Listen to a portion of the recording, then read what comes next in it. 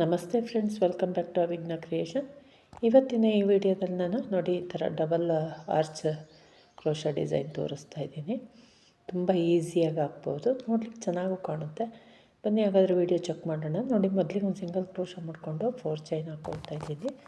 4 chain ಹಾಕ್ಕೊಂಡು ಎಲ್ಲಿಗೆ ಬರುತ್ತೆ ಅಲ್ಲಿಗೆ ಒಂದು ಸಿಂಗಲ್ ಕ್ರೋಶ ಮಾಡ್ಕೊಂಡು ಲಾಕ್ ಮಾಡ್ಕೊಳ್ಳೋಣ. ನಂತರ ಮತ್ತೊಮ್ಮೆ ಅದ್ರ ಪಕ್ಕದಲ್ಲಿ ಇನ್ನೊಂದು ಸಿಂಗಲ್ ಕ್ರೋಶ,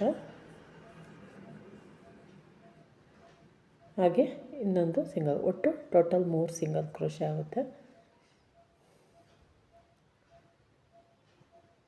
ಒಂದು ಸಿಂಗಲ್ ಕ್ರೋಶ ಮಾಡಿಕೊಂಡು 4 ಚೈನ್ ಹಾಕ್ಕೊಂಡು ಮತ್ತೆ 3 ಸಿಂಗಲ್ ಕ್ರೋಶ ಮಾಡ್ಕೊಂಡಿದ್ದೀನಿ.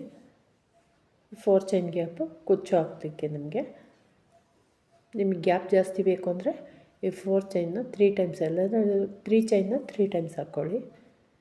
ನಂತರ 7 ಚೈನ್ ಹಾಕ್ಕೊಳ್ತಾ ಇದ್ದೀನಿ. 7 ಚೈನ್ ಹಾಕ್ಕೊಂಡು ಒಂದು 2 ಚೈನ್ನಷ್ಟು ಗ್ಯಾಪು, ತುಂಬ ಗ್ಯಾಪ್ ಬೇಡ, ತುಂಬ ಕಡಿಮೆನೂ ಬೇಡ, ಒಂದು 2 ಚೈನ್ನಷ್ಟು ಗ್ಯಾಪು ಬಿಟ್ಟು ಒಂದು ಸಿಂಗಲ್ ಕ್ರೋಶ ಮಾಡ್ಕೊಳ್ಳೋಣ, ಅಂದರೆ ಲಾಕ್ ಮಾಡ್ಕೊಳ್ಳೋಣ.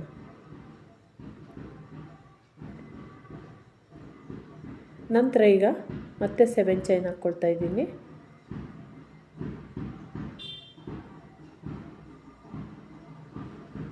ಮತ್ತೆ 7 ಚೈನ್ ಹಾಕ್ಕೊಂಡು ಸೇಮ್ ಗ್ಯಾಪು ಒಂದು 2 ಚೈನ್ನಷ್ಟು ಗ್ಯಾಪಲ್ಲಿ ಮತ್ತೆ ಒಂದು ಸಿಂಗಲ್ ಕ್ರೋಶ ಮಾಡ್ಕೊಳ್ತಾ ಇದ್ದೀನಿ.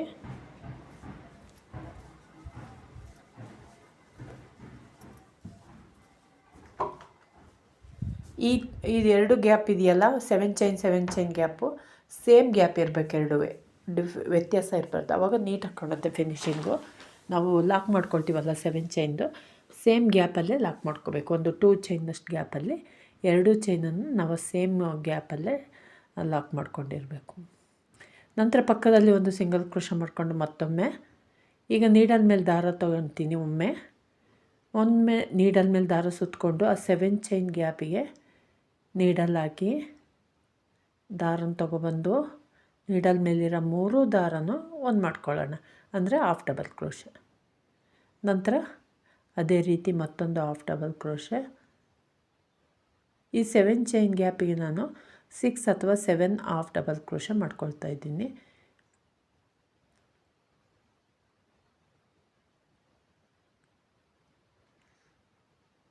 ಇದಕ್ಕೆ ಒಂದು 500 to 550ವರೆಗೂ ಚಾರ್ಜ್ ಮಾಡ್ಬೋದು. ಬಿಗಿನರ್ಸಿಗೆ ಕೂಡ ತುಂಬ ಹೆಲ್ಪ್ ಆಗೋಂಥ ಡಿಸೈನು, ಹಾಗೆ ಕ್ವಿಕ್ಕಾಗಿ ಆಗುವಂಥ ಡಿಸೈನು, ನೋಡಲಿಕ್ಕೂ ಕೂಡ ಚೆನ್ನಾಗಿ ಕಾಣುತ್ತೆ. ಒಮ್ಮೆ ಟ್ರೈ ಮಾಡ್ಬೋದು. ಕುಚ್ಚು ಬಂದಿರೋದ್ರಿಂದ ಎಲಿಗೆಂಟಾಗಿ ಕಾಣುತ್ತೆ. ನೋಡಿ, ನಾನಿಲ್ಲಿ 6 ಅಥವಾ 7 ಹಾಫ್ ಡಬಲ್ ಕ್ರೋಶ, ನೋಡಿ ಅಲ್ಲಿ ಲೆಂತ್ ನೋಡ್ಕೊಂಡು ಮಾಡ್ಕೊಳ್ಳಿ, ಎಷ್ಟು ಹಿಡಿಯುತ್ತೋ ಅಷ್ಟು ಮಾಡ್ಕೊಳ್ಳಿ. ಮಾಡ್ಕೊಂಡಾದಮೇಲೆ 7 ಚೈನ್ನ ಒಂದು ಸಿಂಗಲ್ ಕ್ರೋಶ ಮಾಡ್ಕೊಂಡು ಲಾಕ್ ಮಾಡ್ಕೊಂಡಿರ್ತೀನಲ್ಲ, ಆ ಸಿಂಗಲ್ ಕ್ರೋಶಗೆ ಒಂದು ಸಿಂಗಲ್ ಕ್ರೋಶ ಮಾಡ್ಕೊಳ್ಳೋಣ. ಈಗ ಒಂದು ಸೈಡ್ದು 7 ಚೈನ್ದು ಕಂಪ್ಲೀಟ್ ಆಯಿತು. ನೆಕ್ಸ್ಟ್ 7 ಚೈನಿಗೂ ಕೂಡ ಅದೇ ರೀತಿ ನೀಡಲ್ ಮೇಲೆ ಒಮ್ಮೆ ದಾರ ಸುತ್ತಕೊಂಡು ಆ 7 ಚೈನ್ ಗ್ಯಾಪ್ ಒಳಗಡೆ ನೀಡಲ್ಲಾಗಿ ದಾರನ ತೊಗೊಬರ್ಬೇಕು. ನೀಡಲ್ ಮೇಲಿರೋ 3 ದಾರನೂ ಒಂದು ಮಾಡ್ಕೋಬೇಕು. ಈ ರೀತಿ ನಾವು ಒಟ್ಟು ಫಸ್ಟು 7 ಚೈನ್ ಗ್ಯಾಪಿಗೆ ಎಷ್ಟು ಹಾಫ್ ಡಬಲ್ ಕ್ರೋಶ ಮಾಡಿರ್ತೀವೋ ಸೆಕೆಂಡ್ ಗ್ಯಾಪಿಗೂ ಕೂಡ ಸೇಮ್ ಅಷ್ಟೇ ಮಾಡ್ಕೋಬೇಕು. 6 ಅಥವಾ 7 ಮಾಡ್ಕೊಂಡಿದ್ರೆ 7 ಮಾಡ್ಕೊಳ್ಳಿ, 6 ಮಾಡ್ಕೊಂಡಿದ್ರೆ 6 ಮಾಡ್ಕೊಳ್ಳಿ.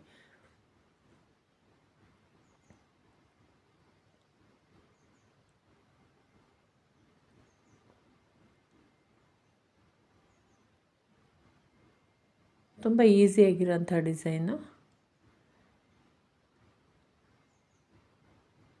ನೋಡಿ, ಈಗ ನಾನು 6 ಅಥವಾ 7 ನಾನು ಕೌಂಟ್ ಮಾಡಿಕೊಂಡೇ ಹಾಕ್ಕೊಂಡಿದ್ದೀನಿ. 6 ಹಾಕ್ಕೊಂಡಿದ್ದೀನಿ. ನೀವು 7 ಅದು ಹಿಡಿಯುತ್ತೆ ಅಂದರೆ 7ನೇ ಹಾಕ್ಕೊಳ್ಳಿ.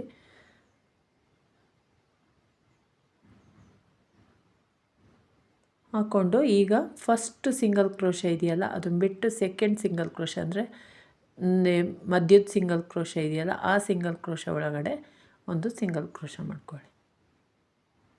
ನಂತರ ಎಗೈನ್ ಲಾಸ್ಟ್ ಸಿಂಗಲ್ ಕ್ರೋಶ ಇದೆಯಲ್ಲ ಲೆಫ್ಟ್ ಸೈಡಿಂದ, ಆ ಸಿಂಗಲ್ ಕ್ರೋಶ ಒಳಗೂ ಕೂಡ ಮತ್ತೊಮ್ಮೆ ಒಂದು ಸಿಂಗಲ್ ಕ್ರೋಶ ಮಾಡ್ಕೊಳ್ಳಿ.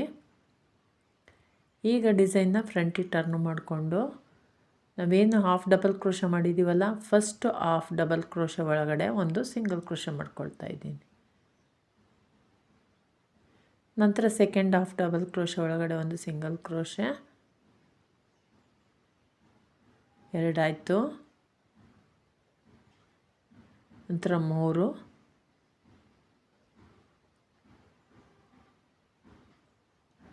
4,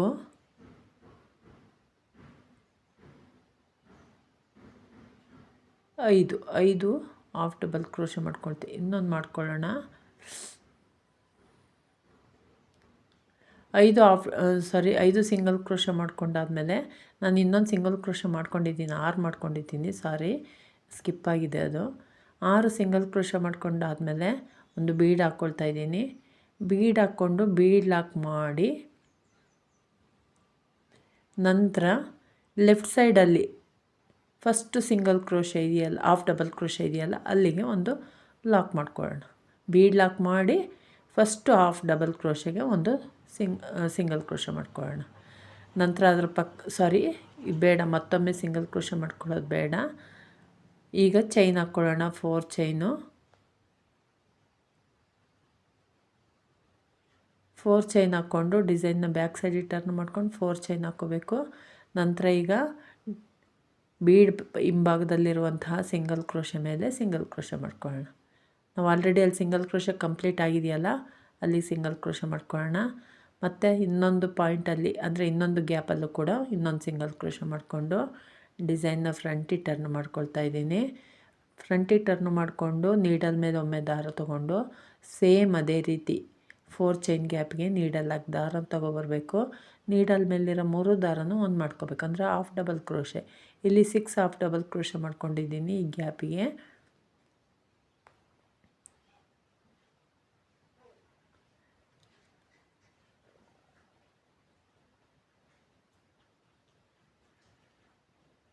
ನೋಡಿ 6 ಹಾಫ್ ಡಬಲ್ ಕ್ರೋಶೆ ಕಂಪ್ಲೀಟ್ ಆಯಿತು. ಈಗ ನೆಕ್ಸ್ಟ್ ಹಾಫ್ ಡಬಲ್ ಕ್ರೋಶೆ ಇದೆಯಲ್ಲ ಲೆಫ್ಟ್ ಸೈಡಲ್ಲಿ, ಅಲ್ಲಿಗೆ ಒಂದು ಸಿಂಗಲ್ ಕ್ರೋಶೆ ಮಾಡಿಕೊಂಡು ಲಾಕ್ ಮಾಡ್ಕೊಳ್ಳೋಣ. ನಾವೀಗ ರೈಟ್ ಸೈಡ್ ಕಂಪ್ಲೀಟ್ ಆಗಿದೆ ಸಿಂಗಲ್ ಕ್ರೋಶೆ. ಈಗ ಲೆಫ್ಟ್ ಸೈಡಿಗೆ ಅದೇ ರೀತಿ ಲೆಫ್ಟ್ ಸೈಡಿಗೂ ಕೂಡ ಎಂಡ್ವರೆಗೂ ಸಿಂಗಲ್ ಕ್ರೋಶೆ, ಉಳಿದಿದ್ದಂತಹ ಹಾಫ್ ಡಬಲ್ ಕ್ರೋಶೆ ಗ್ಯಾಪ್ ಇದೆಯಲ್ಲ ಅಷ್ಟು ಗ್ಯಾಪಿಗೂ ಕೂಡ ಒಂದೊಂದು ಸಿಂಗಲ್ ಕ್ರೋಶೆ ಮಾಡಿಕೊಂಡು ಎಂಡ್ ಮಾಡ್ಕೊಳ್ಳೋಣ.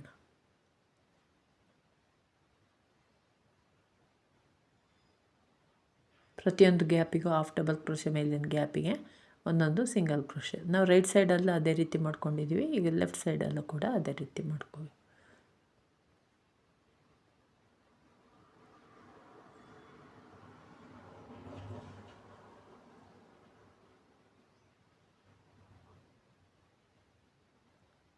ನೋಡಿ ಈಗ ಪ್ರತಿಯೊಂದು ಗ್ಯಾಪಿಗೂ ಹಾಫ್ ಡಬಲ್ ಕ್ರೋಶೆ ಕಂಪ್ಲೀಟ್ ಆದಮೇಲೆ ಸಿಂಗಲ್ ಕ್ರೋಶೆ ಮಾಡ್ಕೊಂಡಿದ್ದೀವಲ್ಲ ನಾವು, ಆ ಸಿಂಗಲ್ ಕ್ರೋಶೆ ಒಳಗೂ ಕೂಡ ಒಂದು ಸಿಂಗಲ್ ಕ್ರೋಶೆ ಮಾಡ್ಕೊಳ್ಳೋಣ. ಸೆಕೆಂಡ್ ಒಂದು ಸಿಂಗಲ್ ಕ್ರೋಶೆ ಇದೆಯಲ್ಲ, ಆ ಸಿಂಗಲ್ ಕ್ರೋಶೆಗೂ ಕೂಡ ಒಂದು ಸಿಂಗಲ್ ಕ್ರೋಶೆ ಮಾಡ್ಕೊಳ್ಳೋಣ. ಈಗ ಕಂಪ್ಲೀಟ್ ಆಗುತ್ತೆ, ಅದು ಫಿನಿಶಿಂಗ್ ನೀಟಾಗಿ ಬರುತ್ತೆ. ಈಗ ಬಟ್ಟೆಗೊಮ್ಮೆ ಸಿಂಗಲ್ ಕ್ರೋಶೆ ಮಾಡ್ಕೊಳ್ಳೋಣ. ನೋಡಿ ಈಗ ಕಂಪ್ಲೀಟ್ ಆಯಿತು. ಆರ್ಚು ತುಂಬ ಚೆನ್ನಾಗಿ ಬರುತ್ತೆ, ನೀಟ್ ಫಿನಿಶಿಂಗ್ ಬರುತ್ತೆ.